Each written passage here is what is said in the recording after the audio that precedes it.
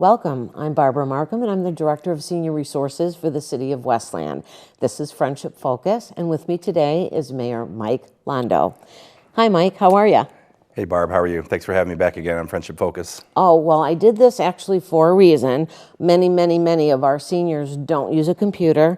They don't go online. They don't go to the city website, but they do get the Westland channel. So just to keep them in the loop of some of the busy things that have been happening in the city in the last 6 months, I did want to do this show with you.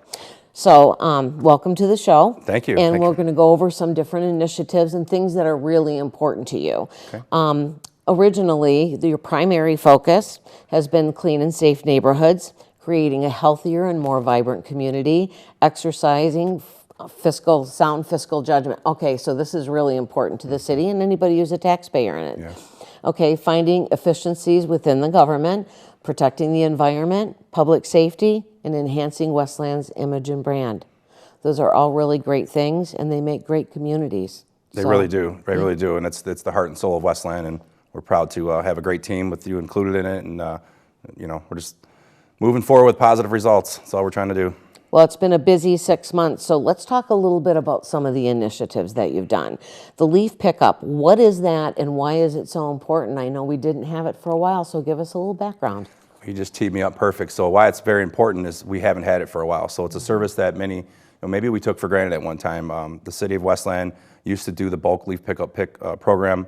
And what that means, Barb, is where the city or a contractor comes by and picks up your leaves at the curb with a vacuum or what have you. You rake the leaves out to the curb or blow them out to the street rather than bag them. So it saves the taxpayer on having to do the actual physical labor of filling the bags, purchasing the bags. But I do want to let people know too, though, that there's folks that prefer to do the bag pickup, but you can still do that as well. So we're picking the leaves up like we've always have, but we're also adding this incremental service that residents overwhelmingly ask for. We did a survey recently, I'm not sure if you know, we did a survey that sent it out to majority of our residents, I'd say 28,000 or so garbage houses with garbage collection, and 90% overwhelmingly said yes, they want the service back. So we're bringing it back this fall. There were a lot of complaints when they ended the LEAF program. I know you're a mayor who listens regularly to residents and what their opinions are. So I know that bringing back the LEAF program was a very good thing. It is. The administration looks to add city services, not remove them. We want to add value to your tax dollars. So we found some savings in our sanitation department, and we were able to bring this incredible service back to our residents. And I'm sure they appreciate that. Oh, they do. I'm hearing loud and clear from them when I'm out talking to them. Oh, good. Okay, so the bulk pickup program is simplification. Let's talk about what that is and why it's one of your initiatives. Very, very easy to talk about this one. So, it's funny that we're taping this morning. This morning I got a call from a resident that they put a couch out last week. They called, they said they called Republic Waste, which is unfortunately not our trash hauler. So they were very frustrated because Republic Waste never picked up their garbage. They called the City of Westland. City of Westland said they reached out to Priority Waste. Our trash hauler was supposed to be picked up yesterday. It's still sitting on their curb. So it's just it's a clunky process. There's too many ways to engage with the trash company to get this item picked up. So what I mean by simplification is we're just removing all those barriers. And if you have a bulk item, you put your bulk item out on your regularly scheduled trash day, and we're going to pick it up. That being said, you can only put out up to 3 large bulk items or up to 10 garbage bags on your regularly scheduled trash day. You can't do a clean out of your house and expect the City of Westland to come pick that up. We're not looking to have junk and blight in our neighborhoods, but it's another added service that residents have expressed frustration with myself along with our city council, that they want it fixed, and we're fixing it here in year 1 of my administration. Well, it's really a wonderful program because they don't do that in all cities. So being able to get rid of an end table, or like you said, a small couch or chair or whatever is wonderful. Yeah, absolutely. It saves people an awful lot having to think about how they're going to get rid of it. Yeah, and we'll be doing a lot of informational PSAs on that as well, because it doesn't start until the budget is approved. Until the new budget year starts in July 1. So we will have a lot of information about that. It's basically the same process right now. It's just you just don't have to call. You still can only put out 3 items. You still can only put up to 10 garbage bags. But like I said, it doesn't start until July 1st. So we're excited. We'll be rolling out more information on that. Wonderful. Okay, let's talk about the Neighborhood Makeover Program 2.0. What is this program and what neighborhoods are involved with this? So all neighborhoods are involved. This is a very successful program that our previous mayor, longest serving mayor, Mayor Wild, implemented. And we had 5 years of the neighborhood makeover program that has now elapsed. They went through neighborhood by neighborhood, going through doing everything from removing dead trees from the right-of-way, replacing street signs, looking at hanging branches over the roads and sidewalks, asking residents, if there's any issues in their neighborhood, looking for blight concerns, jetting sewers. There's a lot that goes into it. But what we're doing this year, and we're very excited about, and it's the first of its kind in our 57-year history of our city, is we're implementing a new sidewalk improvement program. We're going through neighborhood by neighborhood, street by street, every single neighborhood in our community, and replacing any deficient or hazardous sidewalk in our community at no additional cost to the residents. Previously, if you were to call our city and you had maybe 2 or 3 flags of sidewalk that were raised or cracked, causing a trip hazard, the resident would have to pay for that. Whether they hired a contractor to do it or they hired the city of Westland to do it, they would have to pay a fee to do that. Under my administration and with the approval of City Council with the budget, we've allocated $5 million over 5 years, so $1 million per year to replace all those hazardous sidewalks in our community, which is just going to be a tremendous thing. I mean, people get out and walk the neighborhoods, they walk their dogs, kids walk and ride their bikes. It's going to really help the health and safety of our city.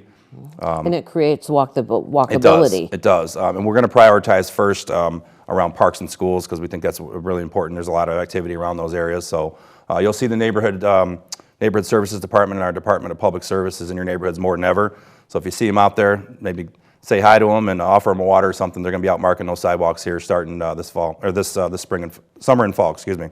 Oh, that's wonderful. Okay, let's talk a little bit about the Westland Shopping Center. This has been a thing. People have been concerned about it for years. There may be a lot of options. What are we doing to explore that? So that's a great question. It's one of those things where, that's a question we get all the time. A lot of people think because it's named Westland Shopping Center, the city of Westland owns it. We do not have the owning rights to the Westland Shopping Center. All we can do right now, without having control of that real estate, is be a partner to them. And we've been a great partner to them for many, many years.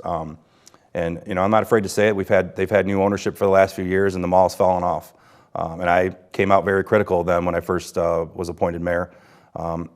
And I'm kind of glad that I did because it really got the attention of a lot of the residents. Some of the local media got involved. It made national news, actually, I found out. And what that did was it got them to the table. And we've spoke with them. We've had 2 meetings now with Namdar Realty Group and Mason Asset Management, which is the ownership group that controls the mall. The majority of the mall, I don't want to get too clunky, but some of the large big boxes are owned by private entities. But Mason Asset Management and Namdar Realty owns the bulk of our mall.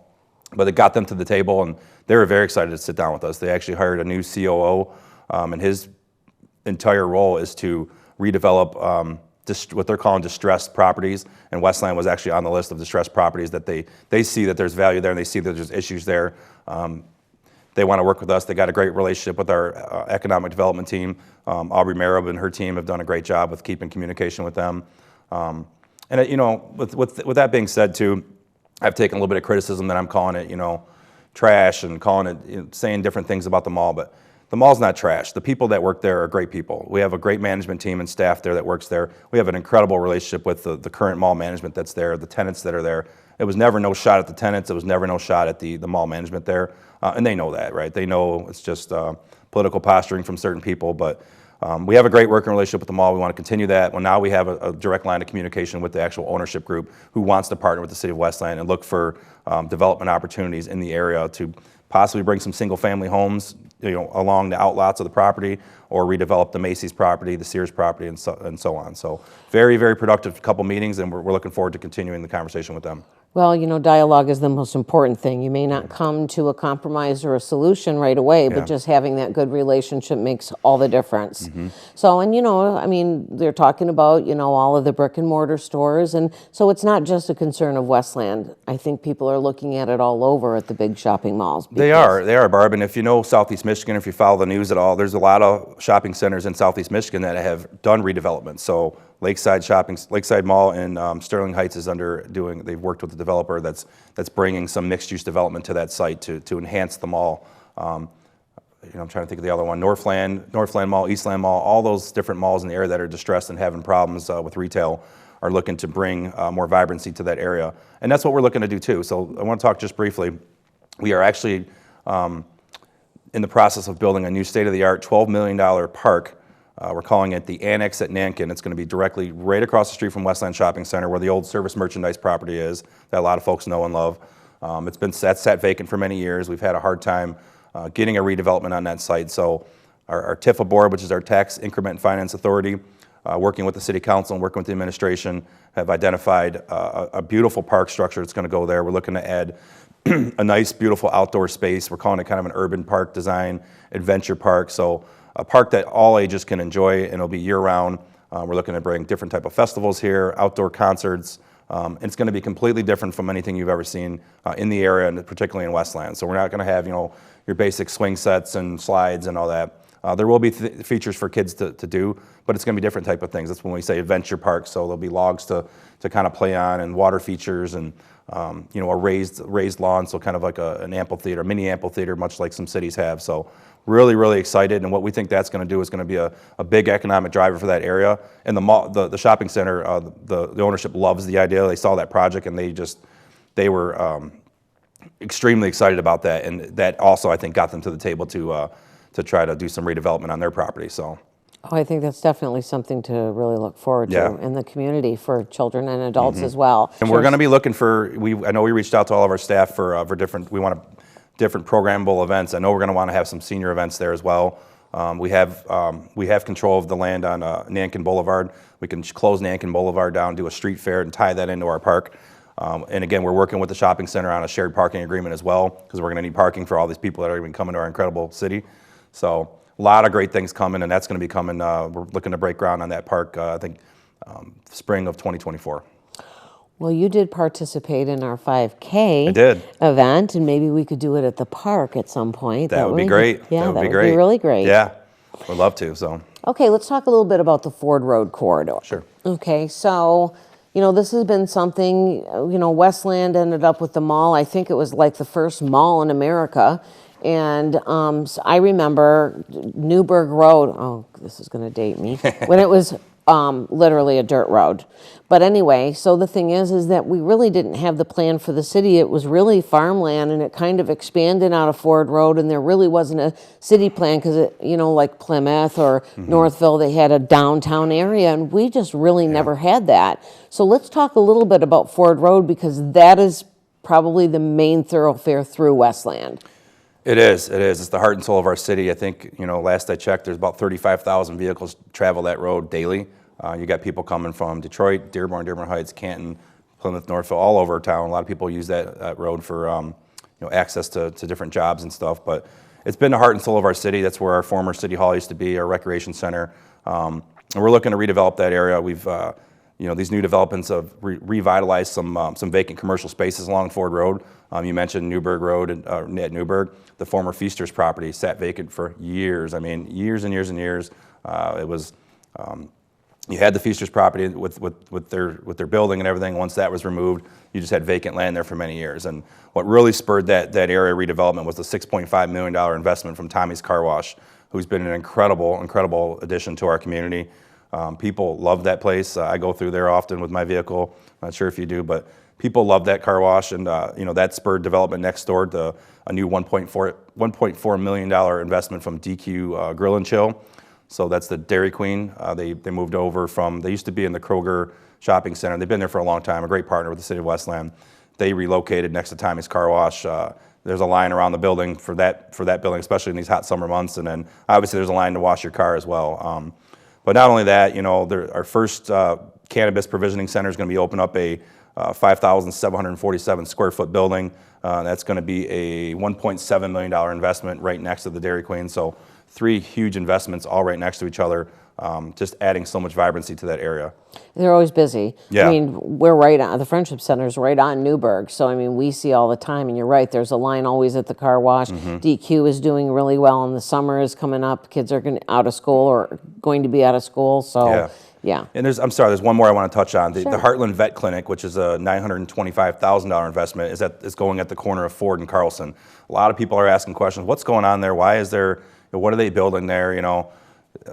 People have just been asking questions. So there was a vet clinic that was located right there just off of, on Ford Road, just off of Carlson. They're expanding their vet space, looking for some new some new entrepreneurs to come in, and they're out there having some office space up top as well. It's going to be a beautifully designed building, and that's exactly what we're looking for in our forward work corridor, to redevelop that type of building. We're looking to, like you said, we don't really have a downtown area, so we're looking to add some vibrancy in a downtown feel, putting the parking in the back and bringing the buildings closer to the road, and that's just absolute incredible catalyst for that area. So we're excited. Yeah, and I mean, I didn't mean to bring this topic in, but with the mental health and everything from COVID and everything, pets are a great therapy. So having something close, there's a lot of senior housing around here, Tom Taylor Towers and Greenwood Villa, and it's an accessible area for seniors to go with their pets. I mean, people live longer when they have something else to take care of. So I love to hear anything about a veterinary clinic. Yes, absolutely. Okay, so let's talk a little bit about passing a 3-year budget. Why that's important. I know fiscal responsibility is important, so talk a little bit about that. So we're one of the only cities, really one of the only municipalities that has a 3-year balanced budget. So it's something that we're very, very proud of. It's something that under our previous administration, Mayor Wild, when I served on city council, we passed one last year. Was the first time we had done that. And again, we're praised, it's an industry best practice. We're praised from all the financial firms around because it really keeps our finances in order. Every city is required to pass a balanced budget. You have to have a balanced budget to operate a municipality, but you're only required to do one. A lot of cities do a one-year balanced budget with a forecast, so they can kind of forecast out where they're at. And that's what Westland previously did. We did a one-year balanced budget with a 5-year forecast, so we can see what our funds look like for 5 years. So now we're doing, again, what's an industry best practice, a 3-year balanced budget. So our books are balanced for 3 years, not one, and we have a forecast going out to see kind of where our finances are. It gives us time to buckle our chin straps a little bit and make sure that we're doing all the right things and being fiscally responsible with your tax dollars. But again, it's an incredible achievement and something I'm very proud of. I know our city council is very proud of it, and I can't thank them enough for their support on this budget.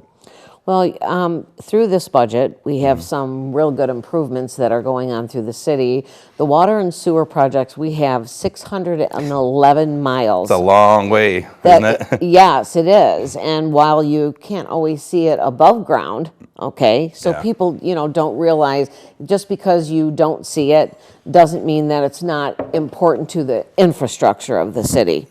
So let's talk a little bit. There have been problems over the years with water and sewer. So let's talk a little bit. Yeah, we've had issues with flooding. We're not new to that. A lot of other cities have had similar issues. We're an aging community. We're a 57-year-old community, although some of the communities around us that surround us are older. But those pipes have been on the ground for a long, long time. We have a fantastic water and sewer department here and a fantastic Department of Public Service that does their best to keep an eye on that stuff and give us the kind of a scale of the worst case scenario. Yeah, worst case scenarios and kind of give us a plan to fix these improvements. So every single year in our budget, you're always going to see an incredible amount of water and sewer projects along with road projects because infrastructure is extremely important. If we don't have running water, residents are going to be coming in here. It's a human right. You have to have running water. So, but we're also working with Wayne County, a lot of neighboring communities on the Rouge Valley disposal system as well. So there's always infrastructure stuff going on. And while it's not always the exciting thing that people talk about, it's something that's just as important as any other things we're talking about with parks or with police and public safety or anything like that. Well, it's funny because Westland Westland is a fairly large community, but when you think of 611 miles, that's 100 miles past Pittsburgh. Yeah. Okay, yeah. So that kind of puts it in a little bit of a perspective because when I read it, it was like, wow, because you think neighborhoods, you got a thing going down here and there and whatever, but 611 miles is a long way to go. And those problem areas probably will be addressed first. They absolutely are, and that's what I was trying to say. I kind of stumbled there, but we have the worst case scenario, middle of the road, best case. We have a system that ranks all that. So our worst case is first. Yeah, our Department of Public Service Director Ramsey can say a lot better than I can. I'm not an expert when it comes to water systems, but we have an incredible, talented team here that keeps us in great shape with that. So, but you did mention 611 miles of sewer system, water and sewer. We have 211 miles of road. So 23 square mile city, 211 miles of road. That's a lot too. That's like driving to Chicago. So a lot of actually roads that big. we have to maintain here in our community. And while we're not responsible for every single road, some are, Wayne County roads. A lot of our main roads are Wayne County roads, and we do have an MDOT road as well. We have a lot of roads that we have to maintain, so. Yeah, that was interesting because a lot of people will say, why isn't this road plowed after a snowstorm? Well, they're not all Westland roads, that's why. Yeah. Wayne County's a big area. Sometimes it takes them longer to get out, and we just have to kind of put up with that because we're not supposed to do the roads that don't belong to us. Sure, but we have an incredible partnership with Wayne County. Executive Evans and his team do a great job with communication to us to let us know their plowing schedule, their pothole patching schedule, their road improvement schedule. And I know it's kind of a headache right now. You have the Merriman Road project going on right now. Wayne Road. The bridge project, there's a Wayne Road project going on. Those are county projects, but you know what? They're much needed projects that need to be done. Merriman Road Bridge was crumbling, and it could have been a catastrophic event. So I'm very, very happy, and I'll be really happy when that's done, and we're hoping that's going to be done. The county tells us hopefully by fall, because they like to have it done by Light Fest. But Wayne Road, they'll be doing the Wayne Road Bridge soon after. So what they're doing right now is they're relocating the high-pressure gas pipes.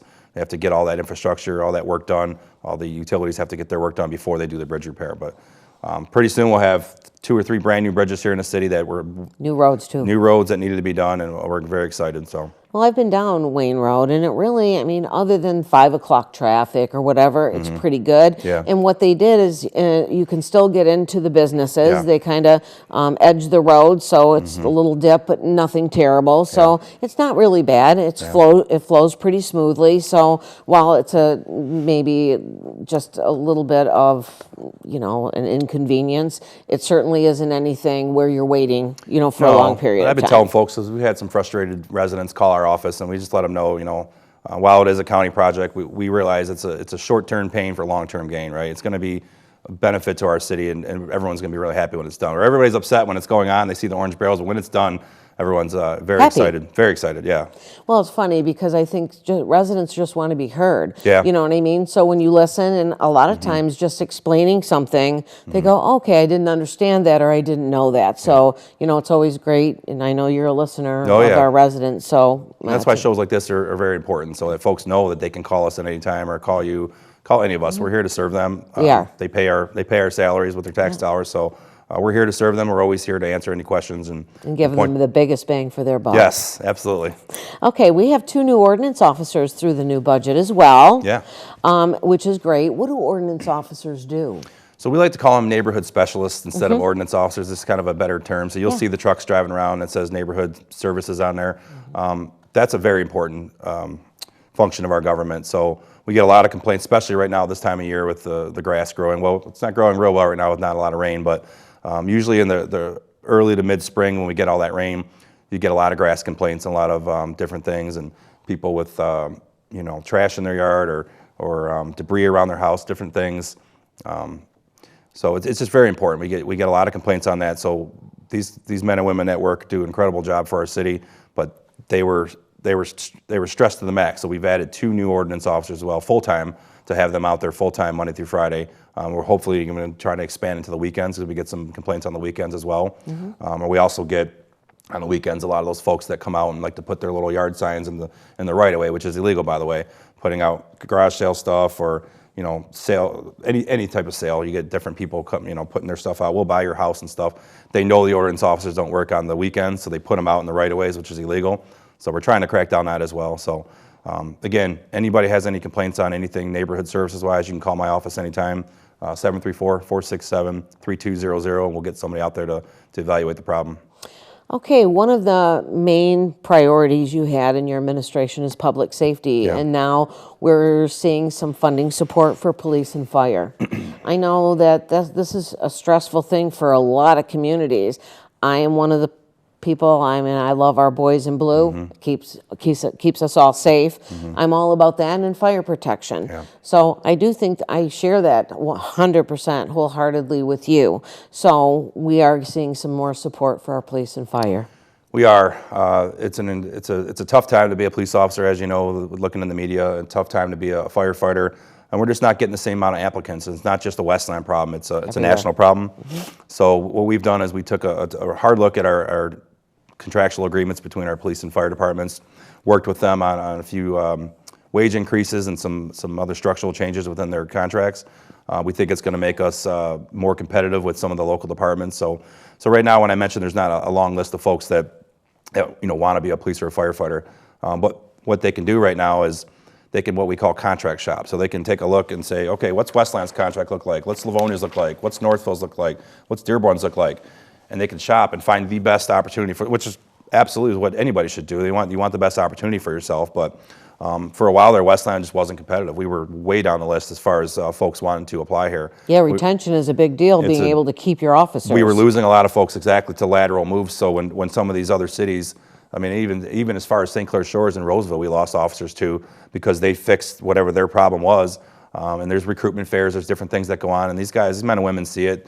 They target them on social media with ads and stuff with these fancy flyers for recruiting. We're doing the same thing, right? We're putting things out. We're trying to, I hate to use the word poach, but we're trying to get the best and brightest officers and firefighters here to our community too.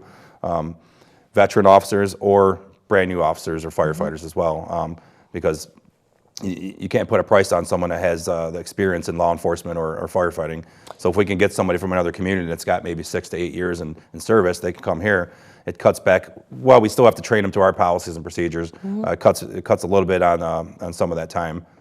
Well, I support police officers. I understand right now, with a lot of stuff going on, a lot of people don't want to be police officers because they're not supported, and I'm glad we support them in our community. Yeah. I think it's absolutely essential.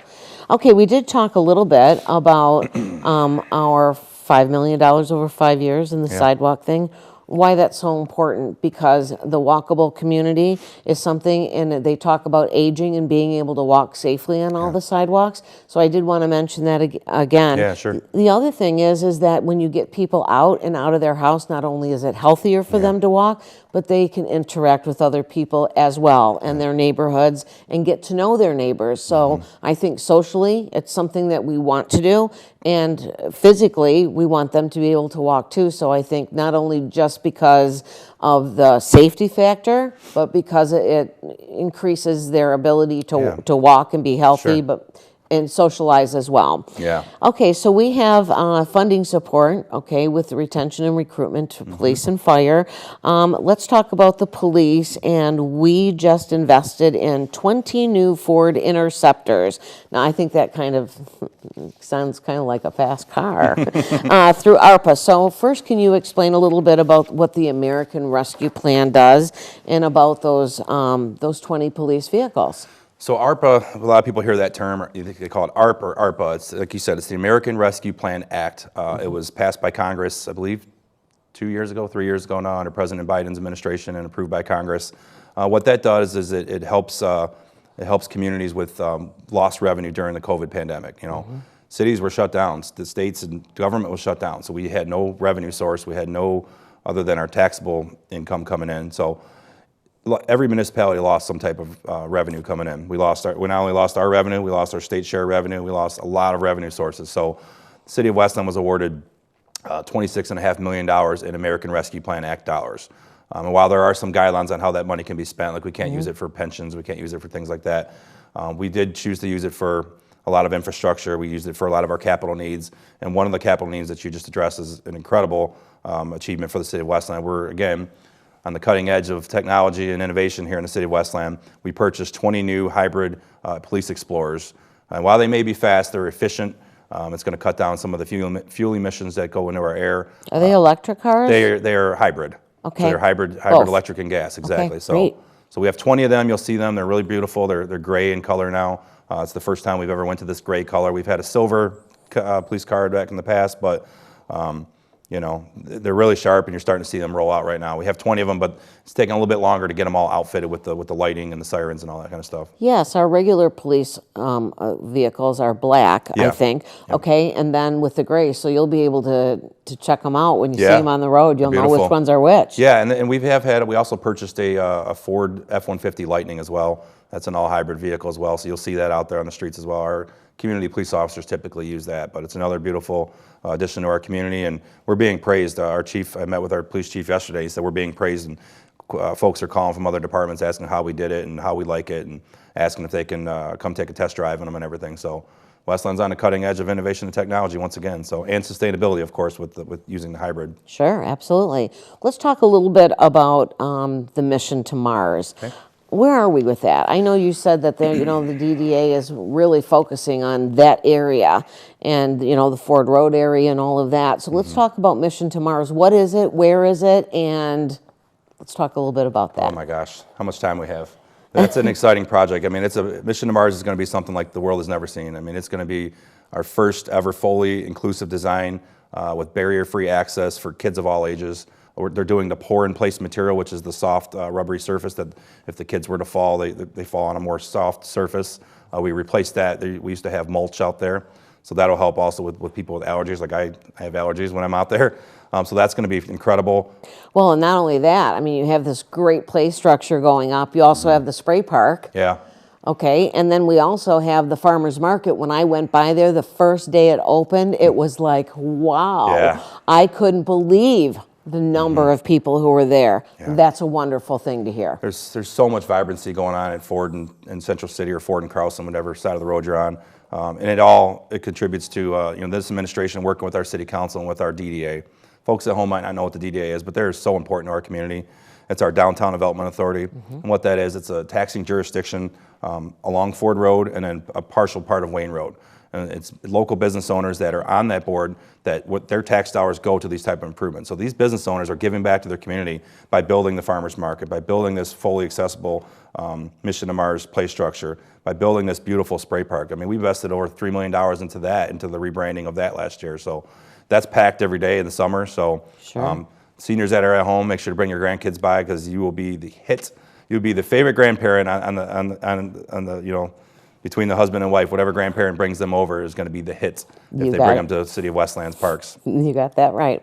Let's talk a little bit. Okay, so down just a little bit further, we have the Canine Corral, which is down Newburgh, not Central City Park, on Marquette. So let's talk a little bit about what it is, where it is, and some of the things that go along with that. Great. So this is Westland's first ever dog park. While we're calling it the Canine Corral, it's branded as the Westland Rotary Canine Corral. Westland Rotary has been kind enough to purchase the naming rights for that, so we want to give Westland Rotary a big plug. Westland Rotary Canine Corral, but it is a dog park. Is basically what it is. It's located at 37137 Marquette, so it's right by our. It's down the street from John Glenn, right next to our And the Humane Society. right next to the Humane Society. There's Hometown Pets is right there, so it's really in a great area for pets. We have two areas, one for small dogs and one for large dogs. There's an annual fee of $30, but that $30 is good for up to 3 dogs in your household. There are some rules that are in place to make sure that everyone is safe. Step one is to make sure your pet is licensed with the city clerk's office here in Westland. Once that's updated, you can either go online to our Parks and Recreation Department portal, or you can come in here to City Hall. Of course, we're always open not 24/7, excuse me. We're always open and ready to serve you Monday through Friday, 9 to 5. You can fill out the application and pay the $30 fee. Once they've checked your records to make sure you have all the vaccinations are up to date, you have your dog's Rabies, license with the city. distemper, yeah, Very all that. important. You get a key fob and you're able to access that dog park. And it's incredible. If you haven't been out there to take a look at it, there's agility courses out there. There's large area for dogs to run around. There's water for them. There's benches for the parents to sit down at. There's Wi-Fi, so while your dog's playing, you have to do some work, you can do it either on your phone, your iPad, or your computer. So we do have Wi-Fi at the new dog park as well. I didn't know that. Yeah. That's great. Yeah, And it's it's partly fantastic. shaded too. It's not like Very full shaded. sun, Very so that shaded. your dog is not going to overheat playing and Yeah. having fun with other animals. Yeah, and this is one of those things where people asked for this for many, many years. We do have a dog park in Westland, but it's a Wayne County dog park. It's on Hines Drive, would be just west of Merriman. But if you don't know about it, you don't know about it, right? So a lot of Westland residents didn't know about it. So they've been asking and clamoring for somewhere to take their furry friends to, and we finally provided it for them this year.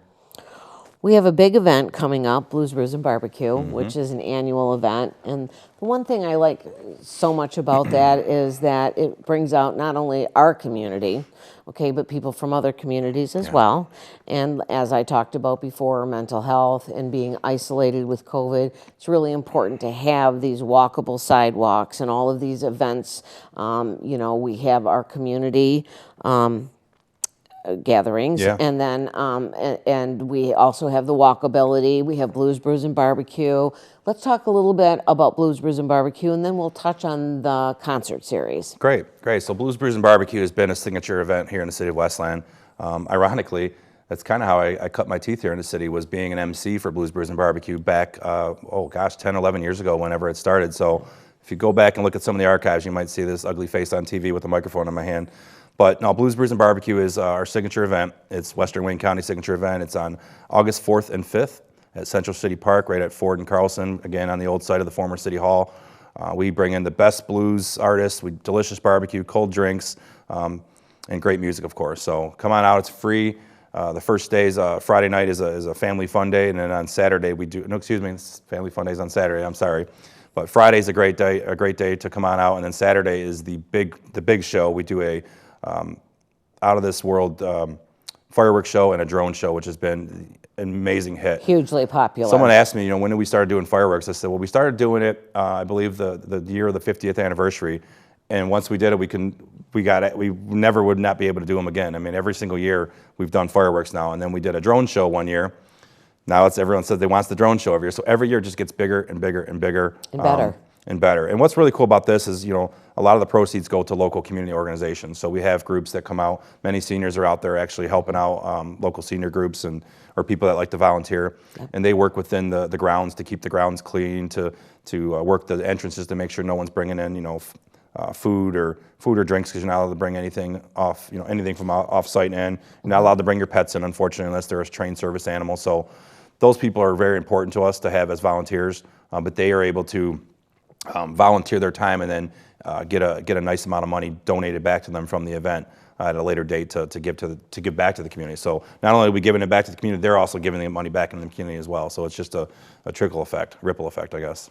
Well, the civic organizations are a big deal. We've always seen a lot of involvement, with that in this particular city. I've always been really kind of amazed at people who are willing to really step up. Mm-hmm. So, the Blues, Brews, and Barbecue, you see a lot of people there, and they really dedicate a lot of their time. A lot of them are there most of those 2 days. Yeah. But the children really enjoy the drone show and the fireworks, and it's a great family event. It is. They can, I actually, when I worked it, had my grandchildren come out, and they were so excited, and it was like, wow. And it's really amazing to watch it. It is, and I do want to touch on, too, it's a safe event. It's a very, very, very safe event. Yeah. We have a lot of volunteers on staff. We have a very heavy police and fire presence there. That they're not there to, necessarily, they're there to work with the community. It's community policing, as we like to call it. So they're working with folks. They're, our chief was out dancing with a few folks last time. So, it's a real fun time, and everybody gets involved.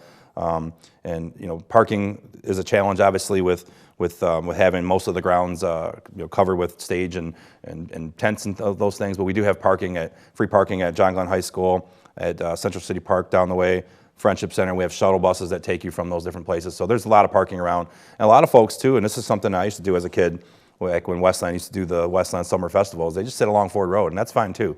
If you don't want to participate in Blues, Brews, and Barbecue, but you want to enjoy one of the biggest and best fireworks and drone shows around, just line up along Ford Road. First weekend in August. First weekend in August every year. So. Okay, is there anything you'd like to touch on before we close? Yeah, so you had mentioned the farmers market. I did want to touch on just a couple events that'll be coming up. I'll try to touch on some later events, since we don't know when this is going to air. But there's a Health and Fitness Day coming up on August 17th. There'll be special vendors there with fitness products, services, and healthcare providers.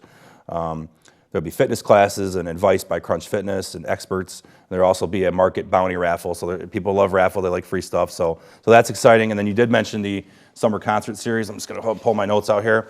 City of Westland and the Downtown Development Authority are bringing back we're calling it Smooth Summer Nights. Oh. So not only are we doing Blues, Brews, and Barbecue, we're going to have live music in Central City Park from July 13th all the way through mid-August. So July 13th, 20th, and 27th, those are all on Thursdays. So they coincide with our farmers market. So you can go by the farmers market and shop, stick around, bring your blanket and chair out, and watch Smooth Summer Nights. So we'll be bringing back the very popular Alexander Zonchik and Friends, which is jazz music. And if you haven't been out there for the jazz music, you have to come out for that. We're also bringing back the very popular Motown Night.